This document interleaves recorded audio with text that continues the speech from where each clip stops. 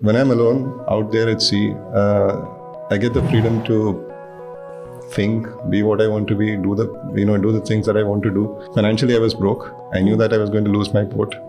So there's no chance of coming back and selling the boat and recovering some money. I knew something was wrong with my spine. My wife was pregnant. I wasn't sure even if I'm rescued, I'll be able to walk ever again in my life. It is not exactly a bad memory. It's not? No. You almost died. Yeah. So in these 4 days out at sea, after an accident, waiting for help to come, you have no water, you have no food, you have 6 cans of iced tea, which are basically being consumed so they can induce a kind of vomiting that helps you get the bile out of your system, and you're chanting Om. And you are thinking what? Preparing for the next race.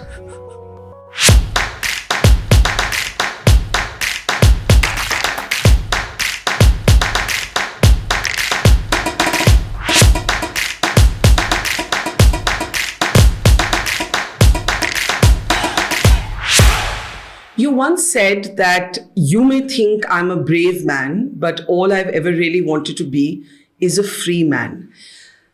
This was said by you in a TEDx talk. Why do you equate your freedom with such a high sense of adventure in terms of sailing around the world, not once, not even just once? Why do you connect your freedom to solitude and risk? Well, I would say that the adventure is incidental. I love being alone. And when I'm at sea, the kind of solitude is immense. And from that solitude, I experience a freedom that I cannot get when I'm on land. Now, if you look at a boat, it's just, a few meters by a few meters. So in a physical sense, it's probably smaller than a prison cell. But when I'm alone out there at sea, I get the freedom to think, be what I want to be, do the things that I want to do. Mentally, I'm not restricted. I'm not restricted by, let's say, the rules of the society. I'm free to have opinions. I'm free to change opinions. I'm free to believe, not believe, do whatever I want to do. But I'm struck by what you just said, that a boat is the size of that you're occupying for all those hundreds of days is smaller than a prison cell. But then there's the expanse of the water. Which is quite dangerous. Yes. Yeah. So obviously you're drawn not just to the solitude, because if it was just the solitude, you could go and be a hermit quietly and meditate on the top of a hill. You're also obviously drawn to the solitude and the risk. So the thing is, I loved going to sea, and I was inspired by an army expedition, Krishna, which went around the world with 19 stops. And there was this, TV documentary that played out when I was a kid. So that inspired me to go to sea. The freedom aspect I discovered much later. So that's how it is. So let's take you back to a bad memory, accident at sea. For 4 days, your boat has, in a sense, had to be dismasted. Is that the correct technical phrase? Yeah. Okay, dismasted. And a storm has hit. You're there, you're alone. And you're waiting for help. Can you take us back there? Sure. So first thing, it is not exactly a bad memory. It's not? No. You almost died. Yeah, but let me tell you what happened at that point, what I was feeling. Yeah. So I'd done the project with my money. I had a bit of sponsorship, but that was not enough to cover the entire expense. So I had to, let's say, borrow in crores to build the boat and do the entire thing. Financially, I was broke. I knew that I was going to lose my boat. So there's no chance of coming back and selling the boat and recovering some money. I knew something was wrong with my spine. My wife was pregnant. I wasn't sure even if I'm rescued, I'll be able to walk ever again in my life. And I thought probably this is the best time to cry, because, it can't get lower than that. Do you cry? No, I laughed at it. You were there alone, almost dying, and you laughed? I just couldn't bring that emotion of, tears and all those things. Was it shock? Well, it was a big change because till then I was doing quite well in the race. I was running third in a boat that was expected to finish last. Yeah. This was a 1923 design boat compared to others who had, boats that were at least 50 years later in terms of design, and they were expected to be 30% faster than me, but I was in third position. So yeah, I was surprising a lot of people. But suddenly, fate decides to deal that hand. So what happened? What was this storm like? Tell people who can't even visualize it, leave alone being in the middle of it. All right. We had the cyclone Tokte, which hit us a few years back. Yeah. It just, whipped across the Arabian Sea. I think 60 people died. This one was worse than that. Wow. It had about 70, 75 knot winds in it, and the entire system whipped across the ocean. So usually they move at about 15, 20 knots. The entire system is moving slow, but there's a lot of wind in it. This one moved at 3 times the typical speed of a storm. And the seas were confused. I had about 15-meter high seas. That's like, let's say, 5-6-story building. That's the height of each wave. Now, 1 cubic meter of water weighs 1 ton. Now, imagine a wave that's 15 meters high and probably 50 meters wide. And not just one wave, they keep crashing, crashing. So what happened was that there was a lot of confused seas, and my boat got flipped. It capsized, or we call it a knockdown. And in that, a knockdown, yeah. So I got separated from the boat, and I was hanging onto the mast. Now I got pressed underwater like this, and when the boat flipped straight, I was on top of the mast. Wow. And my hand got stuck in a steel wire rope. So I was... For how long? A few seconds. So I was hanging there like that. My intention was to slide down, so that didn't happen. I was hanging like that with a lot of heavy clothing, Southern Ocean clothing. And turns out it was my wristwatch that got stuck in the steel wire. Its strap broke. I fell down and I hit my back on the boom like that, and then I fell on the deck. And then I crawled inside, and everything was a mess. I had gas leak, diesel leak. I had charts in the water. I had pillows stuck on the ceiling, forks, knives everywhere. I mean, it's just like you see in the movies, except that it actually happened to you. Yeah. It's like you take your house and turn it upside down this way, that way, and put it back, and imagine the chaos. And there's a storm raging outside. Yes. It's all movie style, I would say. And then? And then I cleaned up everything. I was on my knees cleaning things up. But after 15-20 minutes, when I tried to stand, my knees just buckled. I was falling down. I thought maybe my legs have gone weak. Then I pulled myself up like this. And then when I let my hands go, again my knees buckled and I fell. And I knew something was wrong with my back. Yeah. So I sat in Vajrasan, did some stretches and tried to stand, didn't work. And Amazing. I thought it was not right to take any further risk. So I crawled and climbed onto the bunk and I sent a distress message. And the help came how much later than the distress message? On the 4th day. So there were 4 days between your sending for help and the help coming because of practical reasons. It took that long. Yeah, so it's a lot of people ask me, why couldn't they just send a helicopter? Helicopters can't fly 4,000 kilometers and pick someone up and come back 4,000 kilometers. So what they do is they divert the nearest ship. And since it was a very lonely place, this is, the middle of the South Indian Ocean between Australia and South Africa, dead south of India, at least 4,000 kilometers from any nearest land. You don't have too many ships. There's not too much trade happening. But luckily, the French have a few islands there. You've got Kerguelen, St. Paul, Amsterdam, and Crozet.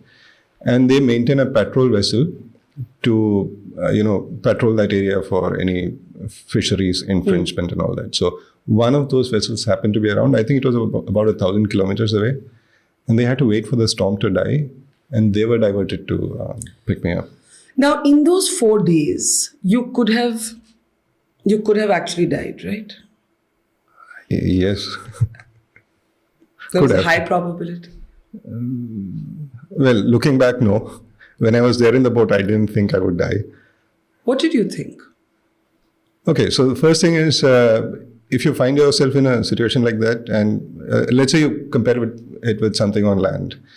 We used to play hide and seek, right? Mm-hmm. And cupboards used to be a favorite place to hide. And dark room or whatever it was called, right? It was yes, called but dark let's constrain the space. Yeah. We used to have those clothes bin, military bins, which are wooden boxes. Yeah. That used to be one of the places to hide.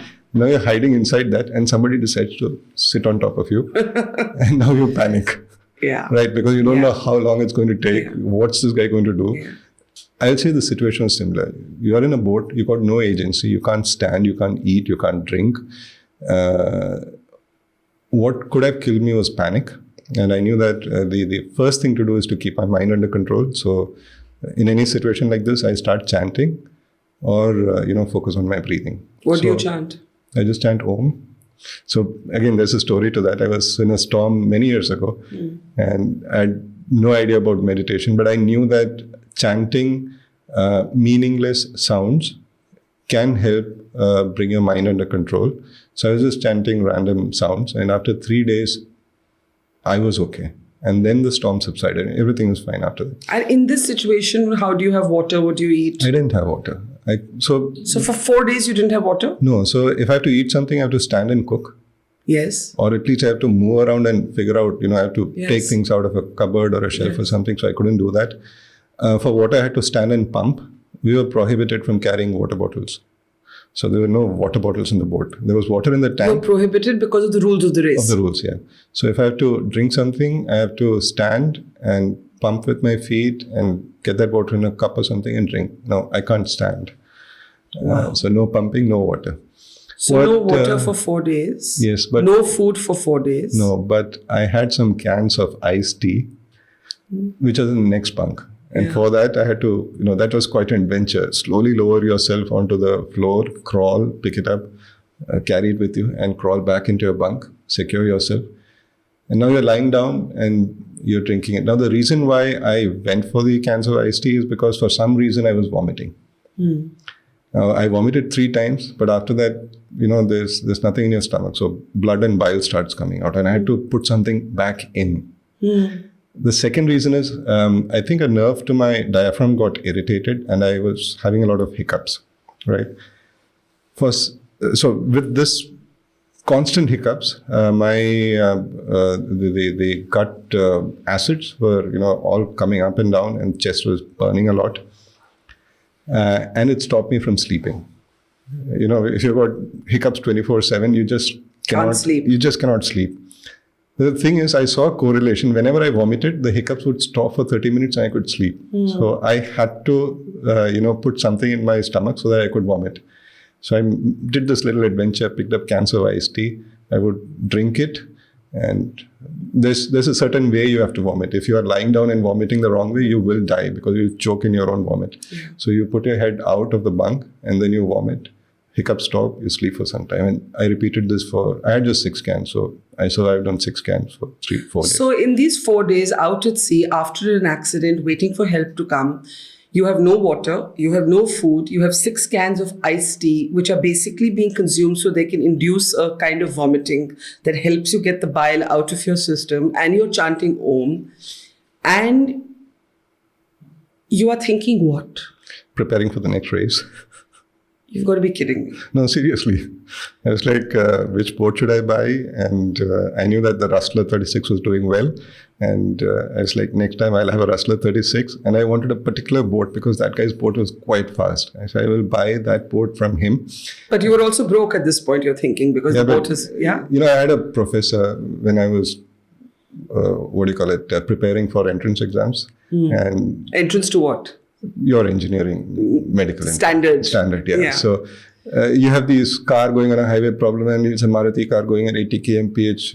You develop these physics problems and he'll just stop and say, why Maruti car? Why not a Mercedes?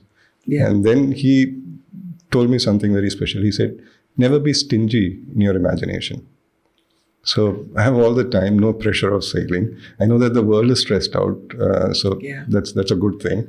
Is there any communication happening in these 4 days? Because you make the distress call, but I'm assuming that after that you can't keep communication lines open because it's not right next to you. Yeah, so I have a satellite texting device. Yeah, which was and that was allowed. This race, it was allowed. It was mandatory, but you can only talk to the race director. I see. You cannot talk. You can't call your family. No. It's just a texting device.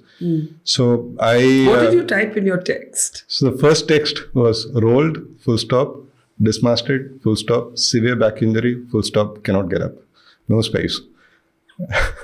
So yeah, we were communicating, but there was a 6 or 10 hour gap sometimes between my sending and them receiving.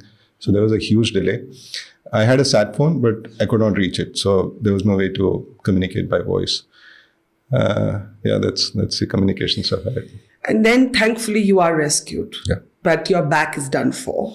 Yeah. And titanium rods have to be inserted in your back. And now you're called Titanium Tomy, which has a nice ring to it. I prefer Tommy Stark. But listen, it's we can chuckle about this because it all had happy endings, but it may not have. And I think that's the point, that it would be interesting for our audience to understand what keeps a human being go right up to the brink and risk the fact that they may not make it back from the brink, and do it not once, but then do it again. Your story of adventure doesn't end there. You're thinking of your next race, and you do then do the circumnavigation all over again. And this time, there is no phones, no communication, no modern systems of navigation allowed. You have to literally be guided by the moon and the stars and sextants and so on. So before we get to that second adventure of yours, among many, who made you like this? Or what made you like this? If you were to trace it back to your childhood, your parents have spoken about watching you float on the back of a thermocol in the waters, not initially knowing that there was this solitude plus adventure streak in you. But if you were to trace it back, was it a book? Was it a movie? Were you a solitary boy growing up? Yeah, so yes, I can pinpoint the incidents that happened. The first was the voyage of Trishna in the documentary. Yeah. I think the documentary was more important than the voyage. Yeah. Because there's no point in a boat going around the world without us knowing about it. The second thing that happened was my father was, the security officer of a naval air station. He was a naval officer. And a plane from that station crashed. Okay. And this was big news in Kerala because the pilot was a Malayali. And my mom read it out to me. She used to read out newspapers to me. And you were how old at this point? I think 7. Okay. That caught my imagination. The crash? Yes. Or then what it took, the sort of domination of nature, the risk it involved? I don't know. It was such an incredible story, a pilot going and dying in a crash, and it caught my imagination, and I wanted to be a pilot now. So sailing and flying. Plus, all the books that I read were about adventures at sea. Probably because, Naval Institute libraries stocked only those kind of books. What was your favorite book growing up? There's so many, but like Robert Louis Stevenson's books or Call of the Whale and, all those books. And all of them invariably had a boat or a ship and an adventure. There's the story of when I was in 7th standard during our school break. This particular place where we lived was a storage place for missiles, and when missiles would come in, they would just chuck the thermocols to sea and they would float back to the shore. And a friend of mine and I would make little rafts and just punt out to sea. And my mom caught me and she's like, "Was that you?" I said, "Yes." And she's like, "Okay, just be careful." She didn't say anything more. So these are those reasons, I would say. Books, one culprit, that crash, and this documentary. But you come back, you get these rods. Was there a phase when you worried that you might not be able to sail again? No.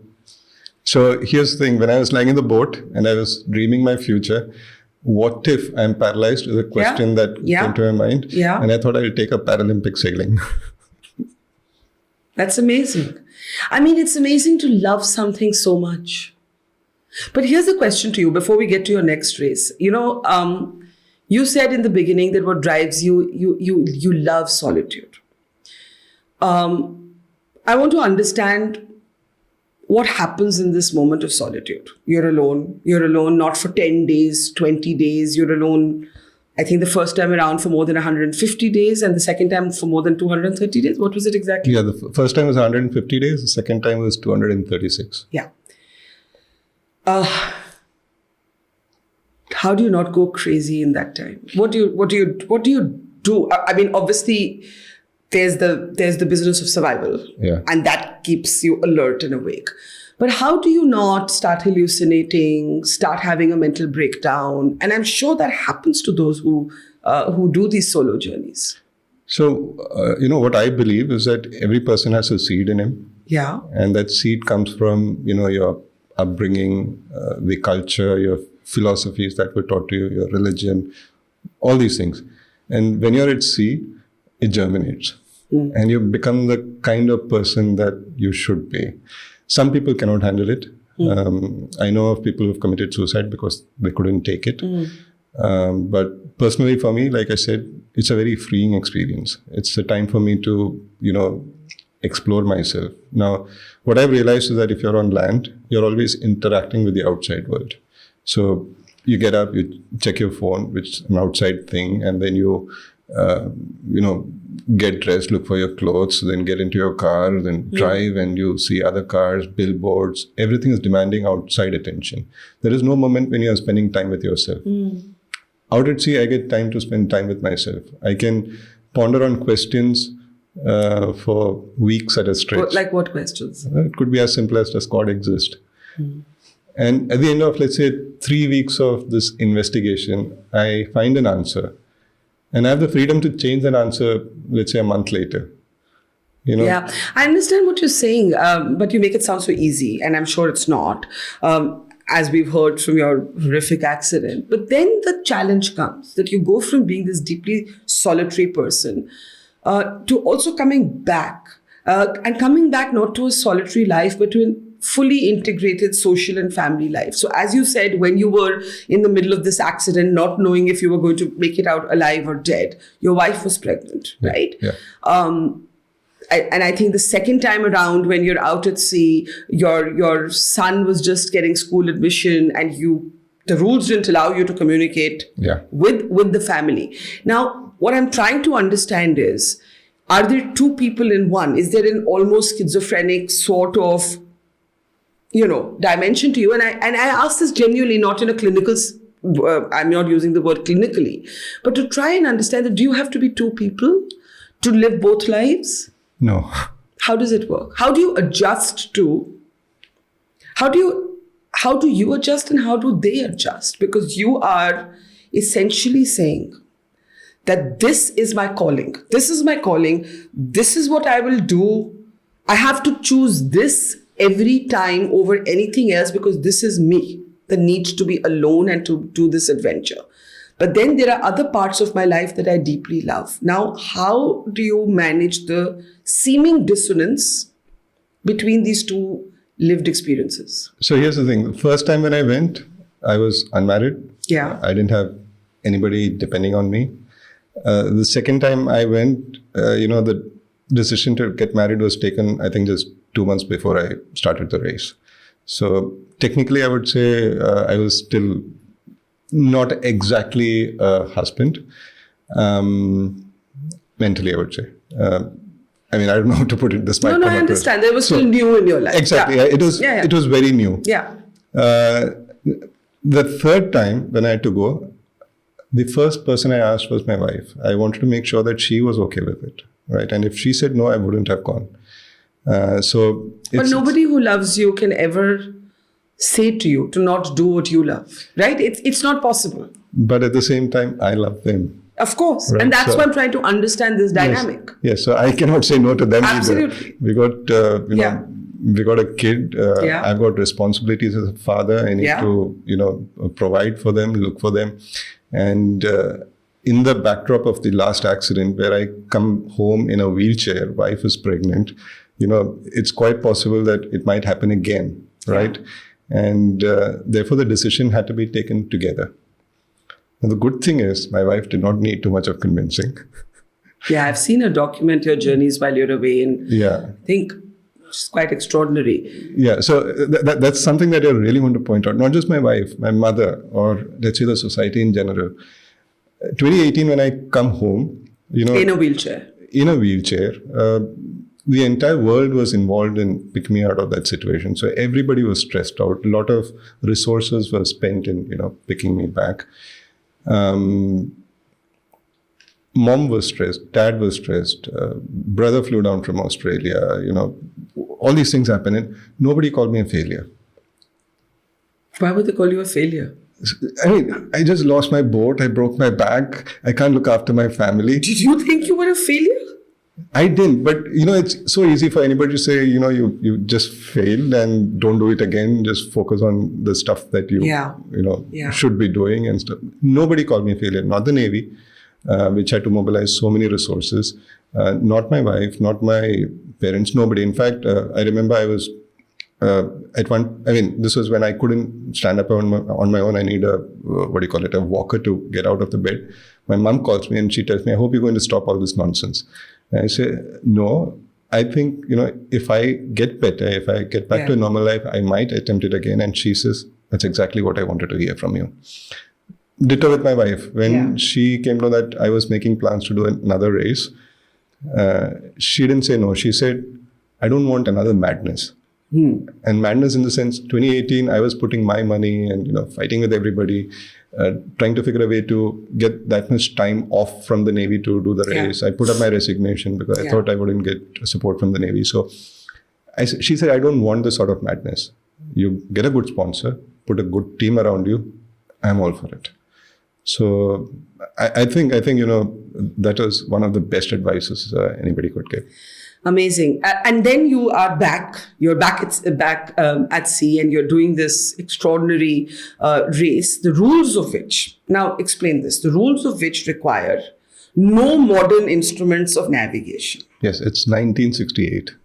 So you're reliving just explain to our audience. This is the GGR. What is actually happening? So any technology that did not exist in 1968 cannot be taken with you for this race. So it means no GPS? No GPS, no electronic charts, no iPhones, iPads, no, internet for getting latest weather update, no nothing.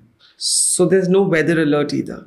If you can catch radio frequency, HF transmissions. In 1968, there used to be a lot of HF communication. Yeah, but who's even using those anymore? Exactly. So that's my point, right? Yeah. Like in 1968, that was the way to communicate. So it was more organized. Yeah. In fact, in 1968, you could make a phone call home using a radio. Right. So you could radio a station. They will patch you through to a telephone number. You could speak. Now, even those things have disappeared. So you have to work around all these things. Right. Some ship passes by, you catch that guy and send a message to my wife, kind of a thing. And most of them would oblige. Some of them even would take a picture and send a WhatsApp message.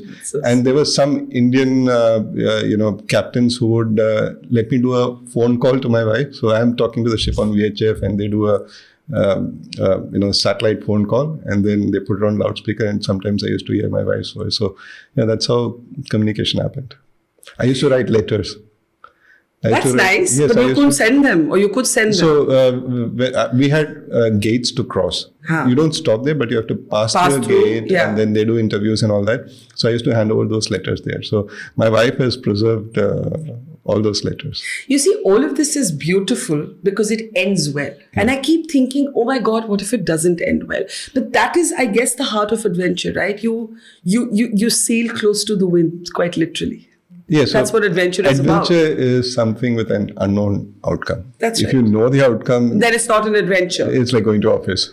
Yes, I do hear you, but I want to understand what sort of person this makes you.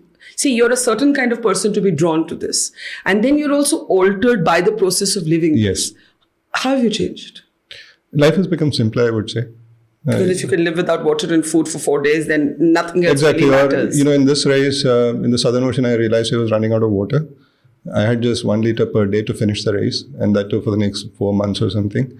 And I was drinking 1 cup of water in 2 days, 2 cups of tea a day. I was cooking rice and seawater and cleaning it with 1 cup of water. That's how I survived. And you're cooking rice and seawater because you need to preserve your drinking water. Exactly.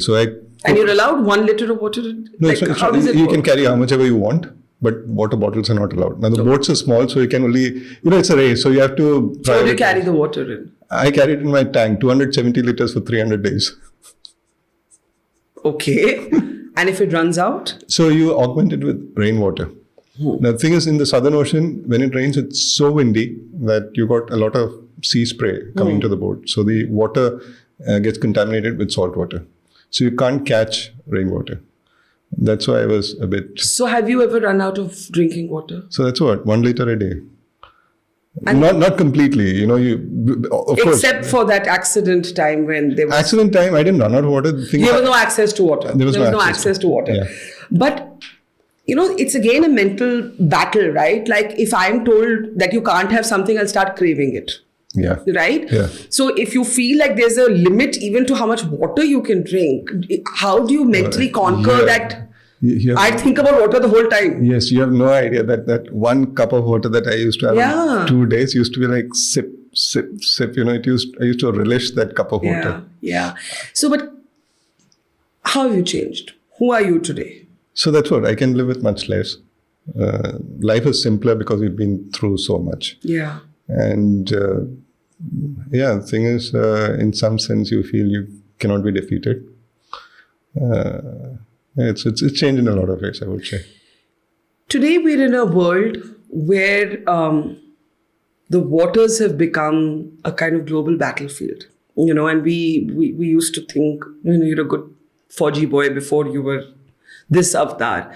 We never, our security paradigm is always focused on a sort of on land more than water. And today we're in a state of tumult with the Houthis, with the Indian Navy now sending in warships and missile destroyers, the Americans leading a coalition. So there's so many conflicts that are unfolding in terms of what's happening in the oceans.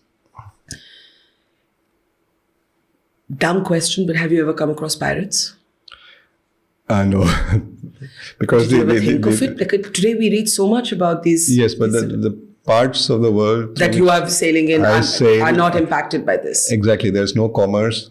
So nobody has anybody to hunt. Yeah. So pirates don't go there. Except I remember going very close to West Africa in the last race. And that was probably not a very good idea because that area is piracy. But personally, I've not seen any pirates. And when you see all of these headlines about the Houthi attacks, drones. So see, look at the paradox. You have actually embraced a kind of pre-technology era for this race, right? And here technology has completely changed the nature of war and conflict at sea. How do you follow this conflict? I'm sure you do as a naval commander. I do follow this conflict, Yeah. and it's quite interesting how a country with no navy is influencing world trade. Yeah. So from that perspective, it's quite interesting how they are improvising and doing stuff nobody would have thought about, let's say, a decade ago. Have you ever felt imperiled or in danger, not from just the elements, but from challenges like this? Like I know you said that you don't sail in parts of the world where these conflicts are unfolding, but it's the unknown. It's the great unknown. What is the most dangerous thing at sea, other than the elements of nature? Probably luck, bad luck. No, but close to West Africa, I had a ship that was following me at, maybe 100-meter distance, and it was shining its bright light onto me, and I was scared for a bit. It had no business, trailing me like that. In naval terms, we call it embarrassing. You don't embarrass another vessel like that. And I called him, and turns out he was just curious. And the thing is, if he was just curious, he could have just called me on VHF, right? Yeah. Or close to Brazil, I remember I spent an entire day trying to avoid one fishing boat. So every time I would try to jibe, this guy would block my way. And why? I don't know. I tried to call him and he was speaking Portuguese. I don't understand Portuguese, but he was not threatening. Maybe he was just having fun. Yeah. But I think I lost a day because of this guy. I could have finished a day earlier. Off Portugal, there is a new threat coming from orcas. Who have, learned to chew on rudders of boats and hit them, ram into them and sink them or disable them. And they're teaching their kids to do it. That's another threat. But thankfully, I didn't encounter any. What is your scariest memory from all the trips you've taken so far? It's always coming back to people, uncertainties. And that's what I've been trying to understand, that the coming back is not as organic or as instinctive to you as the being away. That takes enormous adjustment by the people in your life who love you, right? I think we underestimate that. They've decided to accept you just as you are. So they're fantastic people. They help me go, but they also help me come back. Yeah. Now, I'll tell you, luckily in 2018, I had the accident, so I was in hospital for a long time, so no human interaction except near and dear ones. 2022, again, luckily, a day after I arrived, I had COVID. Yeah. So 10 days of isolation. And you make people sound like hell as other people, huh? Yeah. But the thing is, my wife, parents, they all understand the kind of space that I need when Once you come back. When you come back, do you have a version of PTSD? I do. What does it feel like? It's not very obvious, but let's say a few days back it was very windy, and I live on the 21st floor of a building, so there's a lot of whistling noise in the windows. Yeah, I couldn't sleep. I couldn't sleep, and I think it was coming from those memories at sea when the storm is really raging outside, and you try to put yourself to sleep. You try to numb your brain. It just doesn't happen because there's so much of stress. So, are you scared of growing older? Are you scared of the body giving up or the mind giving up at a time when you can't keep going on these adventures? No, not at all. Not at all. What do you see for yourself next in life? Bring my kids. Yeah, but in terms of, so are you now ready in a sense to drop anchor? Kind of. The thing is, I would say, achieved what I wanted to do. 2012 was about doing a circumnavigation. 2018 was about racing around the world, which I couldn't complete, so I had to go back to the 22 race. Yeah. In a way, it's time for me to help others. And you are mentoring two women officers of the Indian Navy. Yes, I'm mentoring. To undertake a journey like yours, or in a... right now it stops, but knowing the Navy's ambitions and knowing how we've progressed from a circumnavigation with stops to non-stop to 6 women going around the world to now probably 1 person going around the world alone, I think logically what the Navy might do after this, do a woman non-stop, probably, so I'm helping them there. I'm part of the Yachting Association of India's council, so give some advice where it's required. I'm president of the J80 class association. We were the first to start coastal racing in India under the ISAF rules. And then there's a lot of interest in this sort of adventure in India now. People want to buy boats, they want to go around the world, and they contact me and I help them. I was going to ask you in the end that, we didn't talk about practical things in this conversation, but I was struck by the fact that when you had that terrible accident and, you were broke already, you had taken loans, and now the boat was not going to be available as a financial resource and so on. Do you sometimes resent the fact that you have to struggle for those? I don't know if it's still a struggle, but that you've had to struggle for sponsorship and so on in a, cricket saturated country, other sports, other adventures not given their play. Do you feel underappreciated at times? Well, it's not appreciation that I seek. Or support, under-supported? Well, I do wish there was better support. And it just makes it even more difficult, to do a race like this. Now, if, let's say in 2022, let's say an Indian sponsor had come in sometime in 2021, I can say I would have definitely won the race. Yeah. Yeah. But fortunately, I had a very good sponsor this time, Bayanat. And it's crazy that they are into artificial intelligence, supporting a race that's... antediluvian almost in not using technology. Yeah. Exactly. And the CEO, when we announced the race, the partnership at Dubai Expo, the CEO was asked this question: why is a company that's AI supporting a race that's so backward in terms of technology? And Hassan said, it doesn't matter. Yeah. At the end of it, you're testing the human. It's the human experience that counts. Whether it's you have information coming in from everywhere, but it's the human experience that matters. And he said that this guy embodies what we are. Yeah. Now, but the thing is, I had only 6 months to prepare, and 1.5 months to get the boat ready. I was seeing my boat for the first time when other entrants had already prepared and they were testing their boat in the Atlantic. Just before the start of the race, I had a collision. The bow was, completely destroyed. And then I needed another 50 lakhs to get things going for me. I just had 3 weeks. And if I didn't manage the money, I would not have started. Friends chipped in. But yes, I I mean, I'll tell you what, it was a big opportunity lost for an Indian sponsor. Huge. And I had numbers to show them. How much. And they didn't bite because? I don't know. Probably they have a stencil, if it's cricket, it's a yes. Well, let's hope things change in the future. Tragic, but hopefully changing.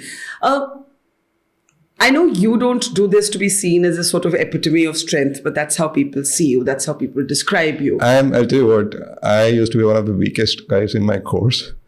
Every term I used to come back to the Naval Academy a week earlier because I must have failed some PT test. Imagine the irony of that. Yes. But today, if you had to describe strength, like you said, it's not for you, it's not about bravery, it's about freedom. But to pursue freedom, as the song goes, freedom's just another word for nothing left to lose, right? Yeah. It is. But in many ways, to pursue freedom of that unfettered, totally unchained kind of freedom requires a different kind of mental strength.